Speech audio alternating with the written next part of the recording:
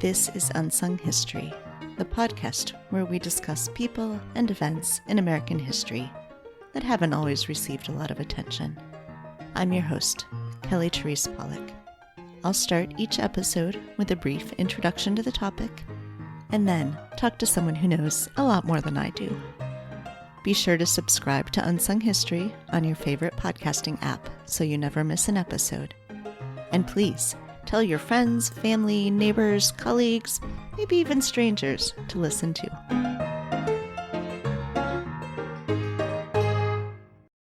Around 12,000 years ago, the last of the glaciers receded from what is now New York State, leaving behind 11 glacial troughs, which became the Finger Lakes. For thousands of years, the region was home to the Haudenosaunee people, whom the French called the Iroquois Confederation. In the summer of 1779, under the orders of General George Washington, Major General John Sullivan and Brigadier General James Clinton led a scorched earth campaign against the Haudenosaunee, who had sided with the British, destroying at least 40 villages and driving over 5,000 Iroquois refugees to seek protection at the British Fort Niagara. One of the American soldiers, John Hardenberg, while torching Haudenosaunee towns, noted a site he thought would be excellent for a future mill at the northern bank of the Owasco Lake. And in spring 1793, he moved there, having obtained Military Tract 47 as a bounty for his war service. In 1805, Hardenberg's Corners became the county seat and took a new designation, Auburn, named after the village described in Oliver Goldsmith's 1770 poem, The Deserted Village, which opens, quote, "Sweet Auburn, loveliest village of the plain, where health and plenty cheered the laboring swain, where smiling spring is earliest visit paid, and parting summer's lingering blooms delayed," unquote. Presumably, though, the town meant to avoid the fate of the abandoned Auburn of the poem, whose, quote, "charms are fled," unquote, where, quote, "desolation saddens all thy green," unquote. In November of 1797, New York State had opened its first prison, Newgate, in New York City. By 1816, Newgate was overcrowded, and the state was looking for the right spot for a second state prison. State Assemblyman John Beach, who owned many businesses in Auburn, convinced the state that he and his partners should build the prison, and they should do so in Auburn, using the lucrative contract to construct the prison on the same fast-flowing river that had drawn Hardenberg to Auburn in the first place, with the goal of using water power to run machinery in factories that would be housed inside the prison. Auburn Prison opened in 1817 and quickly brought Beach and his friends the profits they desired. In neighboring Pennsylvania, Quaker reformers had developed a method of incarcerating prisoners that became known as the Pennsylvania system, the goal of which was to help prisoners repent and reform. Their method of achieving this goal was to separate prisoners into isolated, solitary cells. The prisoners worked in their cells, manufacturing small goods like shoes. But the goal of the work wasn't profit, but rather the spiritual transformation of the prisoners. Captain Elam Linz, the first warden at Auburn, had other ideas. Linz viewed the goal of reforming prisoners as hopeless. Instead of trying to rehabilitate the incarcerated, Linz focused on what he and the prison could gain from the prisoners, contracting out the work of the incarcerated to private companies. The prisoners themselves received no benefit from the labor, with all of the profits going to the prison and to Linz. Without wages to keep the prisoners working, Linz relied on violence and psychological torture, dressing prisoners in the now iconic striped uniform and cutting off communication with their families. To keep the prisoners from rising up in solidarity, Linz forbade them from speaking and locked them in solitary cells at night, not to encourage reformation, but to force compliance. This became known as the Auburn system: silent labor for the profit of the prison during the day, solitary confinement at night, and the ever-present threat of violence. In 1840, a man named William Freeman entered Auburn Prison. Freeman was born in 1824 to the most prominent Black family in town. His grandparents were Henry and Kate Freeman, who had been in Auburn from the beginning when they were enslaved by John Hardenberg, before New York State began the process of gradual emancipation in 1799. By 1824, most of the 115 African American residents of Auburn, including William Freeman, lived in the neighborhood of New Guinea. Freeman, who had been hired out to white employers since he was 6 years old, started to get in trouble for minor indiscretions. In 1840, though, he was accused of stealing a horse, a grand larceny that came with a sentence of prison time. Although Freeman swore he was innocent, he was, at not quite 16 years old, convicted and sentenced to 5 years in Auburn Prison. Freeman's experience in the prison was brutal. When he protested his treatment, a guard beat him so badly that he lost most of his hearing, never to regain it. When Freeman was finally released in September 1845, he was given 4 coins, equaling a total of $2. The money was not pay for his prison labor, but rather meant to get him home so he wouldn't linger around the prison. Freeman thought, though, that the paltry sum was his payment for 5 years' hard labor, and he demanded more, saying, quote, "I have been in prison 5 years unjustly and ain't going to settle so," unquote. For months, Freeman tried to seek back pay, what he called damages, for his false imprisonment and unpaid labor, but no one would listen. Finally giving up on obtaining back pay, Freeman opted for payback. On March 12th, 1846, he entered the home of a white family in town, the Van Nests, and committed a horrific quadruple homicide before fleeing. When Freeman was arrested and questioned, his answer to why he had committed the crime was that he, quote, had been 5 years in prison and somebody must pay for it, unquote. When asked why the Van Nests, who had nothing to do with his imprisonment, Freeman replied, quote, "Why did they put me in state prison for nothing?" unquote. Freeman was tried and sentenced to hang, but while awaiting retrial, he died in jail of tuberculosis at just 22 years old on August 21st, 1847.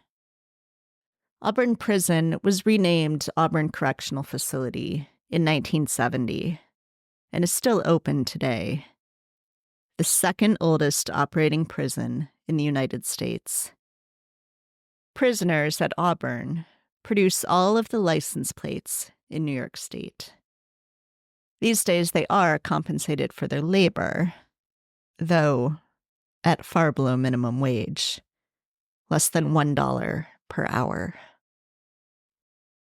Joining me now to help us understand the history of Auburn Prison and what the example of William Freeman can teach us is historian Dr. Robin Bernstein, the Dillon Professor of American History and Professor of African and African American Studies and of Studies of Women, Gender, and Sexuality at Harvard University, and author of Freeman's Challenge: The Murder That Shook America's Original Prison for Profit.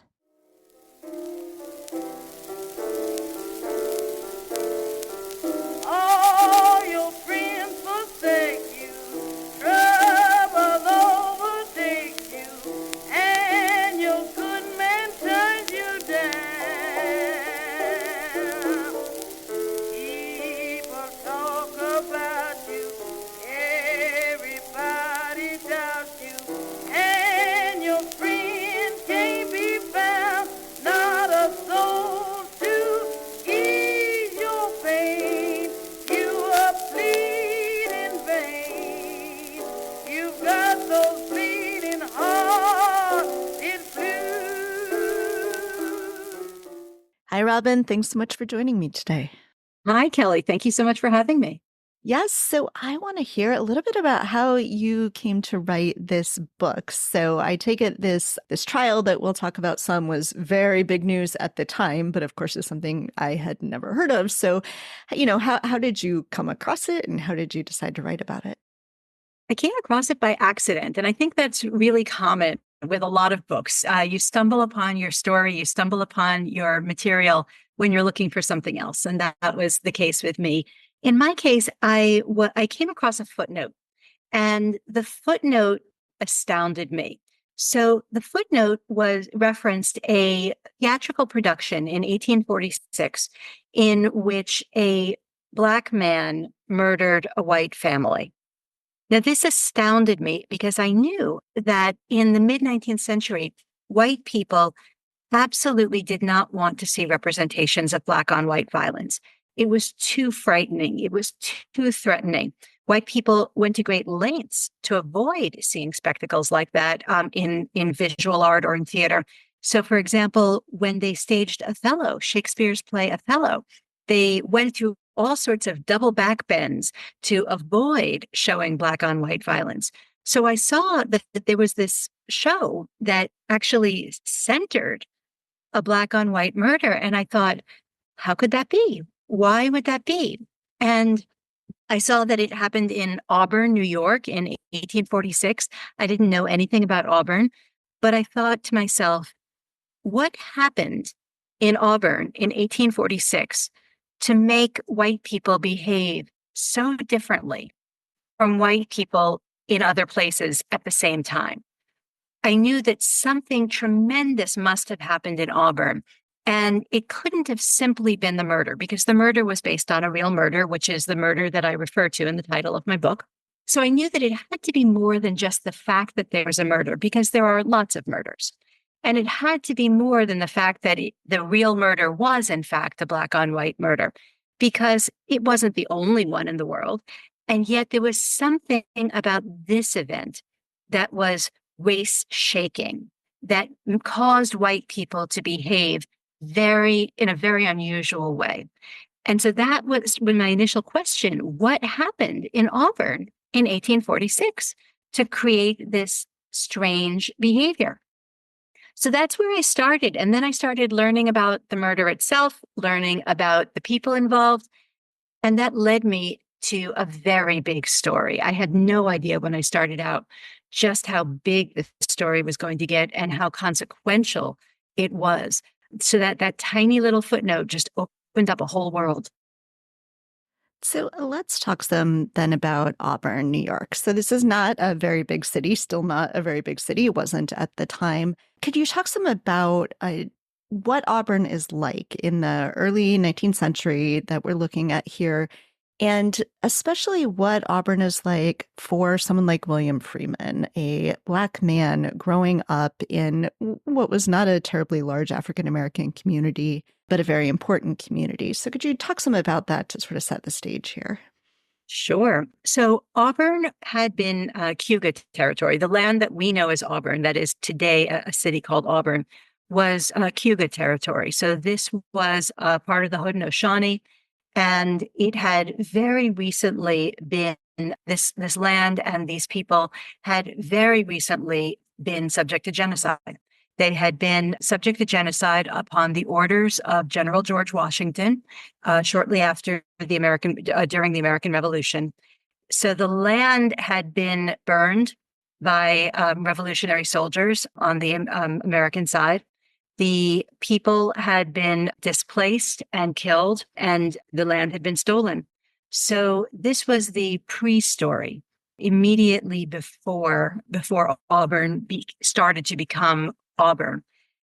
In 1793, one of Washington's soldiers, who was named John Hardenberg, when he had been on this genocidal campaign, he had been fully participating in genocide, but he also had a personal agenda. And the personal agenda was to find an exceptionally swift river on which he could later settle and build a mill. That was his goal. His goal was entrepreneurial as well as genocidal. So he found the river that he wanted on what is called the Owasco Outlet. It's basically the river flowing out of the Lake Owasco, which is one of the Finger Lakes in New York State. He decided this is where he wanted to build his land. After the revolution, when the land had been fully seized and the genocide was as complete as it was going to become, Hardenberg, in fact, came back to that land. He bought the land that he wanted. He came back to it, and he brought with him two people whom he enslaved, and their names were Harry and Kate. So Harry and Kate were among the earliest non-Cayuga residents of Auburn, of what would become Auburn. They were forced to come to the banks of the Owasco Outlet. They started to build, and they built a mill, and they built homes, and they established a Black community there. And that Black community was called New Guinea. And as you said, it was a small community, but it was very close-knit. It was vibrant, and they built it over about 30 years. Harry and Kate eventually became free. They had 4 children, and the 4 children eventually became free, although it was a very slow and agonizing process. And they became the nucleus of this community, New Guinea. One of Harry and Kate's sons was named James. James married a woman who was both African American and Native American. Her name was Sally. And they had a son whose name was William Freeman. And William Freeman grew up in this community of New Guinea. But while he was growing up, something else was growing in the city, and that was a new kind of prison. Yeah, so then let's talk about this prison and what makes it at the time unique, not at all unique anymore. As it turns out, it was very influential. And it's really, I've done several episodes on histories of prisons and have thought a lot about incarceration and in fact the relationship between incarceration and unfree labor, but hadn't realized this piece of the story, this very intentional piece of the story.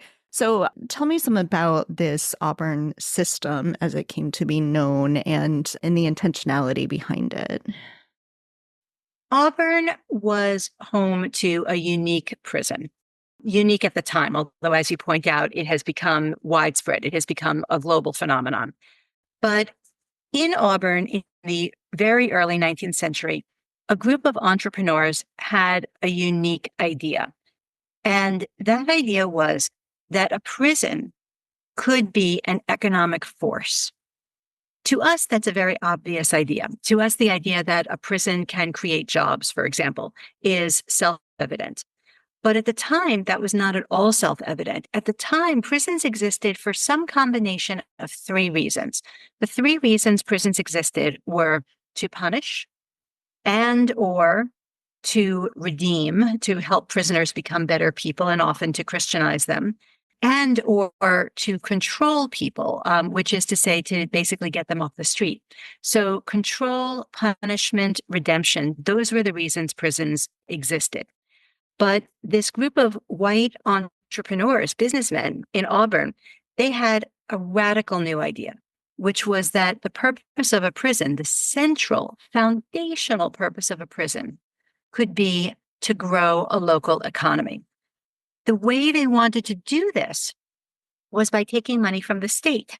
So the state offered a contract, offered it for bidding, where the contract would give $20,000 to build a state prison in a local area. And the entrepreneurs of Auburn got this idea that what they could do is take this $20,000, use it to build a prison, but that the $20,000 itself would radically transform Auburn. At the time, Auburn had about 2,000 people, and $20,000, this was 1816, was the equivalent of $500,000 today.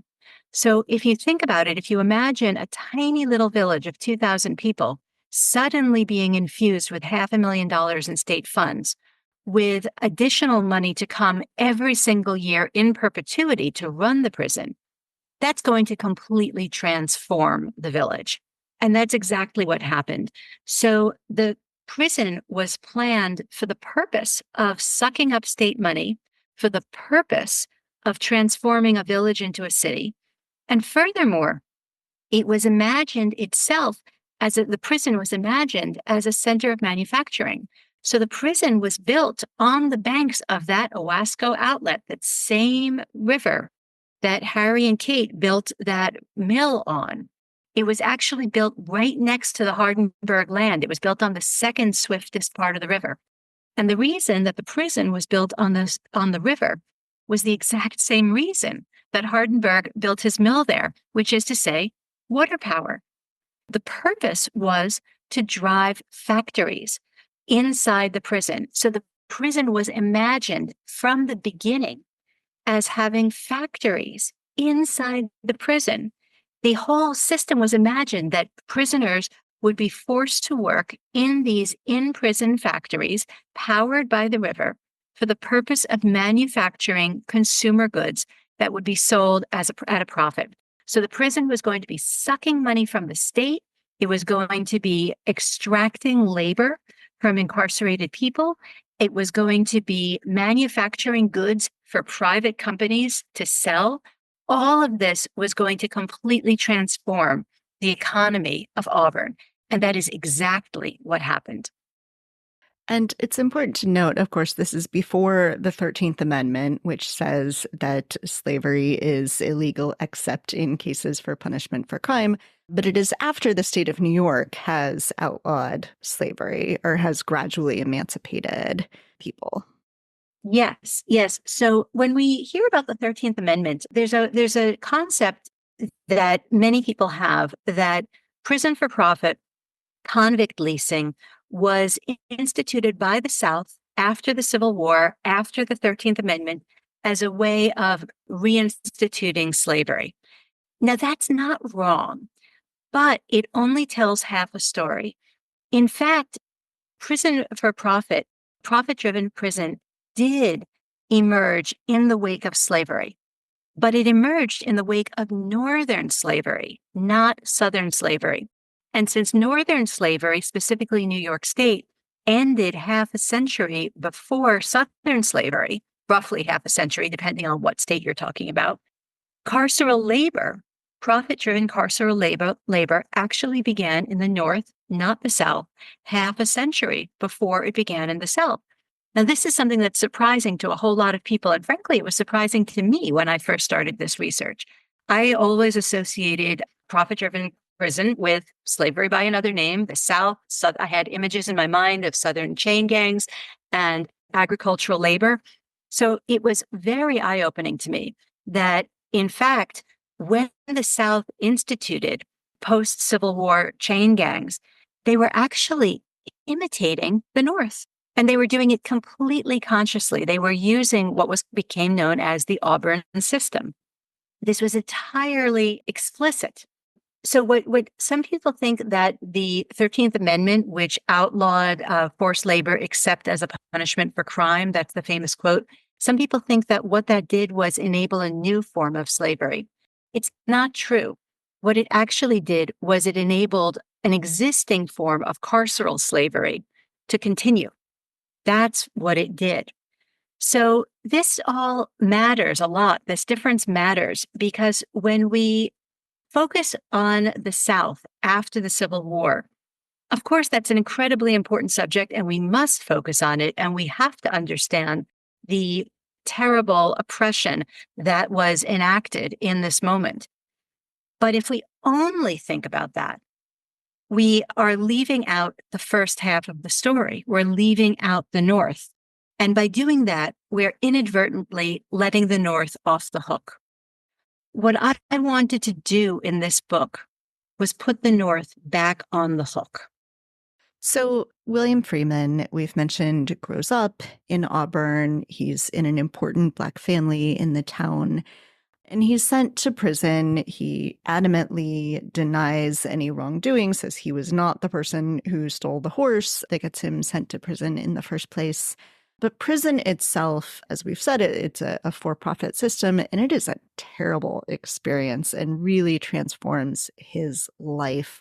Can you talk some about what that experience was like? They're not just there and working, but they are set up so that they will not unionize, they will not revolt. What is going on in this prison? Yeah.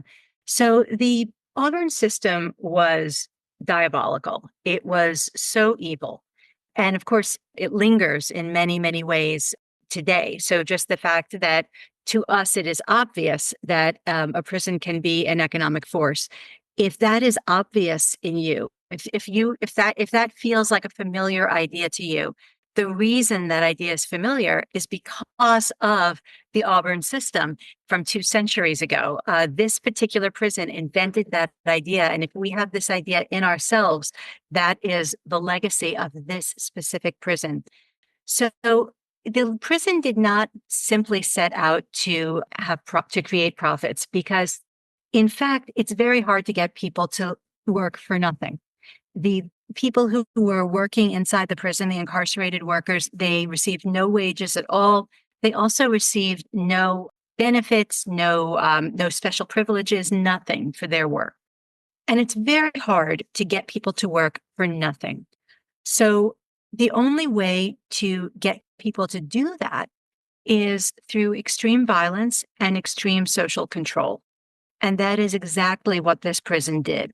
So it was famous for its social control, and it was also famous for its violence. So the way that it enacted extreme social control, which was itself a form of torture, was the incarcerated people were not permitted to speak at all. And it is so difficult to even take that in. They were not permitted to speak at all, ever. They were only allowed to speak if they were asked a direct question by a guard. But other than that, there was no speech at all. They also were not permitted to look at each other's faces at all, ever. William Freeman was incarcerated alongside somebody that he knew, and he never realized it for all of the time that he was incarcerated. And that makes sense because he was not allowed to look at other human beings' faces.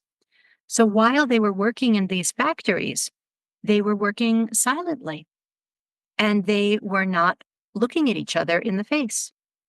They also were incarcerated in individual cells. They were put into solitary confinement every single night. Every single prisoner was in solitary confinement every single night. So all of this, the solitary confinement, the lack of speech, the silence, the refusal of the right to look at another human being's face. All of this was torture. All of this was brutal. But what I really want to emphasize is that it was not torture for the purpose of punishment. That was the goal of other prisons. This was torture for the purpose of productivity. The goal was capitalist productivity. And that's why all of these extreme measures were put into place. Obviously, there was an enormous callousness and a lack of humanity in the people who designed this diabolical system. But what's really important to remember is that it was all in the service of capitalism. So what William Freeman did, he was incarcerated for 5 years for a crime he swore he did not commit. And what he did for 5 years was work in these factories. He worked in a hame shop. What happens in a hame shop is animal harnesses are manufactured. So he was specifically filing iron with a great big rasp. And he was filing iron to make animal harnesses. He also worked in a dye shop where he was dyeing silk. And he worked in a couple of other places as well. So he was forced to work every day for 12 hours a day. And in this brutal situation. Now, of course, Freeman resisted, and a lot of other people did too. Of course, people did find ways to communicate. Of course, people did find ways to look at each other's faces.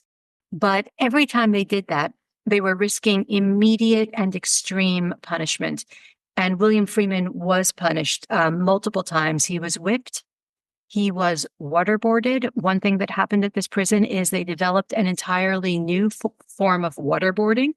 And in one instance, he was beaten with a board, and he was beaten so terribly that he sustained a head injury. And as a result of this beating, he became almost entirely deaf. William Freeman has this really lonely existence in the prison, and then he loses his hearing as a result of this beating, so has a very lonely existence once he gets out, has trouble relating to people, hearing what they are saying. He is laughed at when he asks for the pay that he believes he's due for the work he has done for 5 years, seeks legal remedy, and is just brushed aside. So can you reflect some on what we don't have direct insight to his mental state because he didn't leave diaries or anything, but what we do know about what his life was like going into this terrible event that I'm sort of previewing here that's about to happen? So William Freeman gets out of prison and he has been maimed. He has lost his hearing. He is suffering from this brain injury. And he comes out of prison. He's 20 years old when he gets out. He's been in prison for a quarter of his life. And when he gets out, Auburn itself has changed. And in particular, Black Auburn has changed. So New Guinea, the neighborhood, the Black neighborhood that was established by his grandparents, it has changed and it is dispersing. One of the reasons it's dispersing is that the Black community is growing and it's actually prospering. So remember, all of Auburn is prospering because the plan of using the prison to enhance the general economy of Auburn, it has worked and it has benefited the entire community, including the Black community. Every single business in Auburn is growing, even if it's not directly connected to the prison. So if you sell hats, for example, you might not sell hats directly to the prison, but you're going to be selling hats to people who are working at the prison, people who are coming to Auburn to visit the prison. So whatever your business is, you're going to be prospering. And that was true of Black Auburn too. And a great example of that is William Freeman's uncle, Luke. His uncle Luke was a barber. And Luke had a barber shop. Luke owned a barber shop that was in a hotel that specifically catered to people who were coming to visit the prison. And these were not necessarily family members. These were actually often tourists. The prison was a tourist attraction, believe it or not. And people came to the prison and they paid 25 cents to tour the prison and to see the spectacle of silent labor. The Auburn system was getting famous. It was getting world famous. It was being imitated throughout the world. And Auburn was prospering. So when Freeman gets out of prison in 1846, the Black community is radically different from the community that he left, in part because he is older, he has changed, but the community itself is different. The community is prospering. The community also includes a large number of self-emancipated people from the South. Auburn has become a site on the Underground Railroad, and a lot of people are coming to Auburn who are self-freed. And so these new people, they don't know William Freeman. A lot of them never knew his grandparents, never knew his parents, had no particular allegiance to his family. And New Guinea itself, people have started to move beyond New Guinea and are living in more locations throughout Auburn. So there's less of a Black center of town. So he's entering this community that has changed a lot and no longer has a well-established place for him. He's lost. So he comes out of prison with a very strong idea, which is that he has been robbed of his wages. He believes that he deserves payment for his 5 years of labor in the Auburn State Prison. And he, as you said, one of the first things he does when he gets out of prison is he tries to get legal remedy. He tries to sue, basically, for back wages. And he's laughed at and he's dismissed. And he tries, and he still tries. He tries for 6 months. And he tries everything he can think of. He goes to multiple magistrates. He tells everybody in his life that he wants back pay. He even tells people on the street that he wants back pay. And he is frustrated and dismissed. And at a certain point, he gives up hope. So William Freeman, is facing this challenge. Nobody is willing to take him seriously. He thinks, he can't get back pay, so he decides to go for payback. So he commits this really horrific quadruple murder. And then he goes to prison and he is represented at his trial, William Henry Seward. So I wonder if you could talk a little bit about why Seward took this case on and how he was presenting the case, the argument he was trying to make in William Freeman's defense. Yeah. People have been wondering for 150 years why Seward actually 170 years, why Seward took on this case. So let's talk about William Henry Seward. So today, William Henry Seward is best remembered as Abraham Lincoln's Secretary of State. He's also really well remembered as having brokered the purchase of Alaska. If you've ever heard of Seward's Folly, that's him, William Henry Seward. So all of that, of course, was 20 years in the future. In 1846, William Henry Seward was not yet Lincoln's Secretary of State. He was best known for having been a recent 2-time governor of New York State. So he was no longer the governor. He was now a private citizen in Auburn, which is where he lived. He was a lawyer, but he was still a very important politician. And his future, of course, was unclear. He was going to have some sort of future in politics. It was not at all clear what that future was going to be. But he was a person of statewide significance. He was a person of emerging national significance. So when Freeman committed this murder, Seward was working as a lawyer, and he was specifically defending another prisoner in the Auburn prison who had also committed a murder. This was a white man named Henry Wyatt, and Henry Wyatt had killed another prisoner. And Seward was making the case for Wyatt that he had been not guilty by reason of insanity. So Seward was just coming off of this case, which led to a hung jury, and it did not lead to a conviction at the time. And then Freeman commits this murder, and Seward wants to take it on because he sincerely believes that Freeman is insane. He sincerely believes that Freeman is also not guilty by reason of insanity. So he wants to defend him. Now, most of the people in his life thought that this was political suicide and that he would never have a future in politics if he defended William Freeman. So a lot of people tried very hard to get him to just ignore the case and not touch it. But there were a couple of people who really wanted him to take it on. One was his wife, Frances Seward. Frances Seward pitied Freeman. Frances Seward sincerely believed that Freeman was a victim of society and that he was not responsible for his actions. Now, Freeman clearly was the victim of society in the sense that, of course, racism and enslavement had had a huge effect on his life. He had never personally been enslaved, but his family had been, and that had a huge impact. He had been treated miserably by the judicial system and by the prison itself. But what Francis Seward did, and also what a local preacher named John Austin did, was they racialized the story.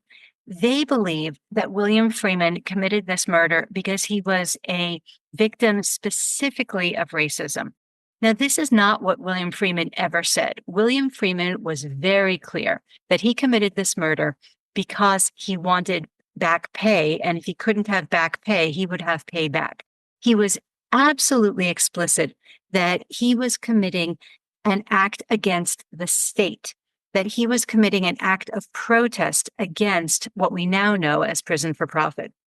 But Seward and Seward's wife and Austin decided to racialize this and basically create this idea that is now familiar to us as the idea of quote unquote social pathology. This is the idea that there is something inherently wrong with Black communities, either essentially in and of themselves, or that there is something wrong with the way that Black communities respond to racism. And that this quote unquote social pathology causes things like criminality. So this is an idea that reached its apex in the Moynihan Report in the 1960s, 120 years later. But at the time, this was a really new idea. And what I want to emphasize is that whether one agrees with the idea or disagrees with the idea, it was a direct contradiction of everything that William Freeman was actually saying. And the argument that I make in the book is that one of the motivations for coming up with this novel idea of social pathology, then novel, was that it was a really effective way to shut up William Freeman. William Freeman was challenging the Auburn State Prison. He was challenging the economic engine that was driving Auburn, that was making Auburn nationally and internationally famous. The Auburn system was the core of the identity and of the city, the identity of all the people who lived there, white, but also Black. And it was the center of pride. He was attacking the pride and the identity and the pocketbook of the town. And this was enormously threatening and a very good way to silence him again, because of course he had been silenced while he was in the Auburn State Prison. But a really good way to silence him again was to make up an alternative explanation for why he committed these crimes. And the alternative that Seward came up with was that Freeman had been driven insane by racism, basically, that racism had made Freeman insane. And by extension, all people who were subject to racism were in danger of insanity and in danger of violence, of committing criminal acts. So this was a way of criminalizing Blackness itself through this narrative of victimization and pity. This is a really pernicious racist idea that at this time today is pretty embedded in American culture. But this was one of the earliest manifestations of it and one of the earliest articulations of it. The trial got really big really fast because William Freeman was being represented pro bono by William Henry Seward, who was famous as the immediate past governor. But the prosecutor was also famous. The prosecutor was John Van Buren, who was the son of President Martin Van Buren. So this was a clash of titans with a sensationalist murder. And so, as you might imagine, the news coverage was massive and national. The trial was covered every single day, and transcripts went out over telegraph, and they were printed far and wide. So people were following the trial day by day. And what was happening in these transcripts was the amplification of the arguments that were being made both by the prosecution and the defense. So the defense was arguing that William Freeman was a criminal because of racism, and therefore all people subject to racism were potentially criminals. But meanwhile, the prosecution was making another racist argument, a different racist argument, which was that William Freeman committed these murders, again, not because he was making a strike against the Auburn prison, but instead that the prosecution claimed that Freeman committed these murders because of natural, inherent, biological violence that was in him because of his race, because of his African American heritage, and because of his Native American heritage. So they were making a biological essentialist argument. So what you had was two different camps making racist arguments, making different racist arguments, but both arguing that Freeman committed these murders because of race, and both silencing what William Freeman was actually saying, which was that he committed these murders because the system of prison for profit was inherently wrong. Could you talk a little bit about what researching and writing this book did for your own views on prison and prison for profit? Absolutely. When I started writing this book, I had a non-radical view toward prisons. I was not an expert in prisons when I started writing this book. I was an expert in the history of racism and the history of white supremacy. So that was my entry into this. And what I learned about prisons really shocked me. The first thing I learned was that prison for profit started in the North long before the Civil War. And that was something that I did not know. And a lot of people don't know. So that was very eye-opening to me. And that was a moment when I realized that I thought, well, if I didn't know that, what else don't I know? So I had I think I had the kind of perspective on prisons that a lot of people have, which is that I thought prisons were inhumane and they should be more humane, and that mass incarceration was an enormous crime and it was a racist crime, and mass incarceration should not exist. And mass incarceration, well, it should not exist, and incarceration in general should not be defined through racism. So these were some of the things that I believed, but I wasn't quite able to make the leap before I wrote this book into thinking that prisons should simply be abolished. I had the idea that prisons were somehow necessary, even though they were terrible and there should be fewer of them and they should be different, but they were somehow necessary. And that was something that I believed when I started this project. I don't believe it anymore. The reason that my perspective has changed is that I saw in the 18 teens and the 1820s, when the prison had just been built, it had only just been created, already people believed it was inevitable. Already people believed it was necessary when it didn't even exist 5 years earlier. The consent, the sense of inevitability, the sense of necessity, all of that was manufactured. And I was able to watch it being manufactured, watch these ideas being manufactured in the historical records. That was very eye-opening to me. I thought, I am watching people being convinced in 1816, 1817, 1820. I am watching people be convinced of things that I am convinced of today. I am watching these ideas become embedded in people. And I know it worked because these ideas are embedded in me. If they were not true in 1816, 1820, maybe they're not true today. So it was a moment for me of questioning some of my own beliefs. I also realized, the more I researched this book, the more I realized that the prison system from its very beginning was completely corrupt and never accomplished the things that it claimed to accomplish, including profitability, by the way. The Auburn State Prison existed for the purpose of profits, but actually very few people got openly wealthy through the Auburn State Prison. What happened more was that a lot of people earned regular and modest income through it, which is how all of that consent was built, that you had very few people getting wealthy wealthy off of the prison, but you had many, many people building economic dependence on the prison. And that was a way of manufacturing consent.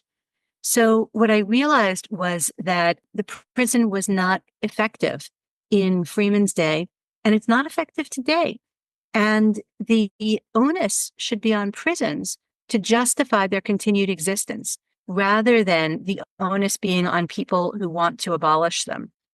Prisons are not effective. They don't work. They don't accomplish their own goals. They are notoriously corrupt, and that was something that we haven't even talked about, how corrupt the Auburn State Prison was. It was a system of organized theft. It was stealing the labor of the prisoners, including William Freeman, but it also existed in part as a piggy bank for the people who were employed there, for guards and for wardens. They were stealing left and right from the state through the prison. So all of these things are still true today.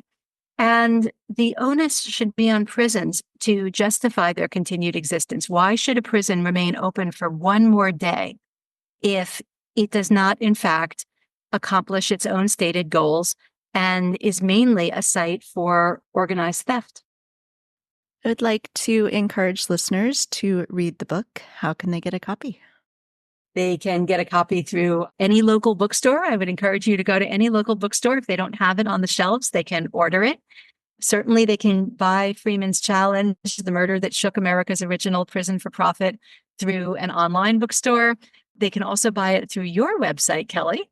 And I know that that you sell the books of the people that you interview, which I think is wonderful. I hope that people will buy it and that they'll read William Freeman's story.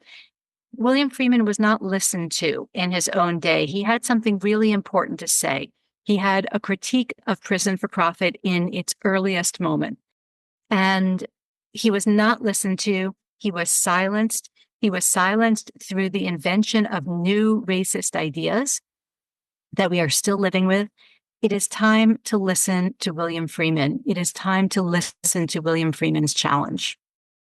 Robin, thank you for listening to William Freeman. Thank you for speaking with me. Thank you so much, Kelly. It's been a pleasure.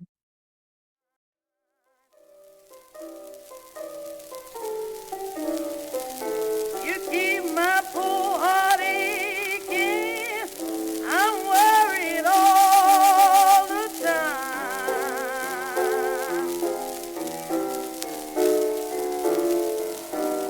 I give up every friend that I had.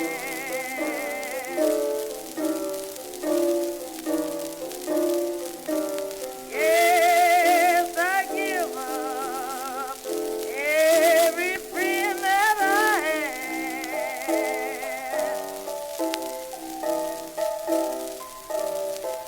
I give up my mother. I even give old their old dad.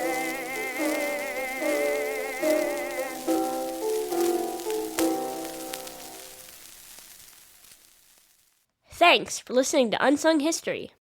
Please subscribe to Unsung History on your favorite podcasting app. You can find the sources used for this episode in a full episode transcript at unsunghistorypodcast.com. To the best of our knowledge, all audio and images used by Unsung History are in the public domain or are used with permission.